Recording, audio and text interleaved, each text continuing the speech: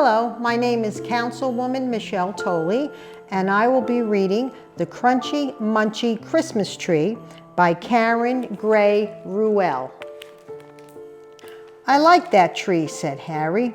He pointed to a short, thick tree. "That tree is too fat," said his sister Emily. "Grandma will not like it." They were shopping for a Christmas tree for the grandparents, but it was hard to find the right tree. "How about this one?" asked Harry. He pointed to a tall tree. "It is too tall," said Emily. "Grandma cannot reach the top." "You don't like any tree," said Harry. "I do so," said Emily. "I just don't like these trees." Just then, Harry and Emily's mother said, "This is the perfect tree." She was standing in front of a tree. It was not too tall. It was not too fat. It was just right. "Grandma and Grandpa will love it," she said. "It does not look like Christmassy enough," said Emily. She frowned, but she helped carry the tree anyway. Harry and Emily helped their mother. They found the Christmas box. Emily took out the lights. "We will not need these. Grandma and Grandpa have lights," said their mother. Harry took out their stockings, their Christmas stockings. "We will not need those either. Grandma and Grandpa have stockings for us," said their father. Emily took out a glass globe with a snowflake inside. "Grandma and Grandpa have ornaments," said their mother, "but you can each bring one for the tree."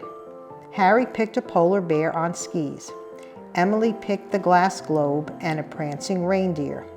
"Pick one, Emily," said her mother. So Emily put them back. She picked an angel instead. They put the ornaments in the trunk of the car. There was a big bag in the trunk. Harry peeked in the bag. It was filled with presents. "Who are these for?" asked Harry. "They are for Grandma and Grandpa," said his mother. "But where are our presents?" asked Harry.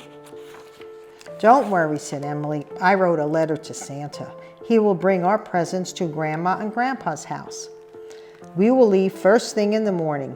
We want to decorate the tree for Christmas Eve," said their mother. "I want to make Christmas cookies with Grandma," said Emily. "And I want to sing Christmas carols with Grandpa," said Harry. They went inside just as it started to snow. When they went to bed, it was still snowing. All night, Harry and Emily had Christmas dreams, and all night it snowed and it snowed. The next morning, it was still snowing. "We cannot drive in this storm," said their father. "If we stay home, Grandma and Grandpa will not have a Christmas tree," said Harry. "You can't have Christmas without a tree. We will bring the tree when it stops snowing." "But we cannot drive in this blizzard," said their father. "If we stay home, we will not get any presents," said Emily. "I will call Grandma and Grandpa," said their mother. Harry and Emily got on the phone and they said, "Merry Christmas." Their grandparents told them, "We will wait to celebrate Christmas. We miss you." Their father promised they would come as soon as they could. Harry and Emily went outside, but it was so cold and snowy. Soon their noses were frozen, their toes were frozen too. They came in for hot chocolate. It was very cozy, but it did not feel like Christmas Eve. The next day, the snow stopped.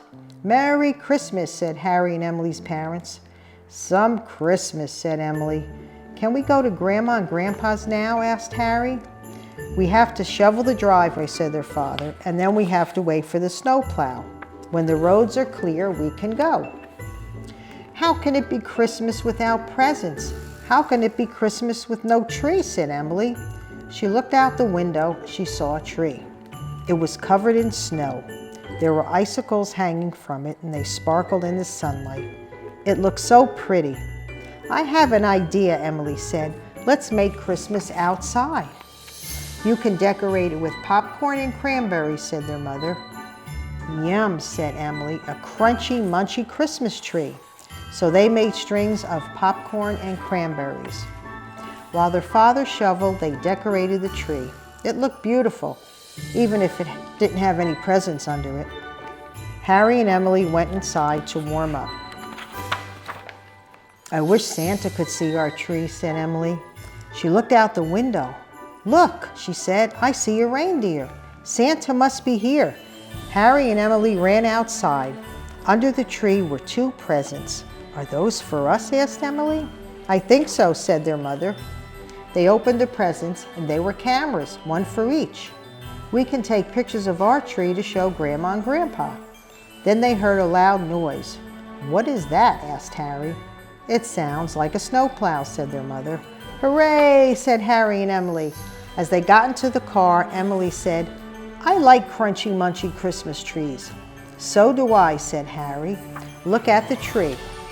The deer were back. They were eating cranberries and popcorn right off the tree. "You are not the only ones who like crunchy munchy Christmas trees," said their father.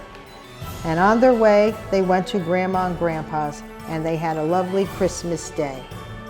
I'd like to wish everyone a very happy holiday and a happy and healthy New Year.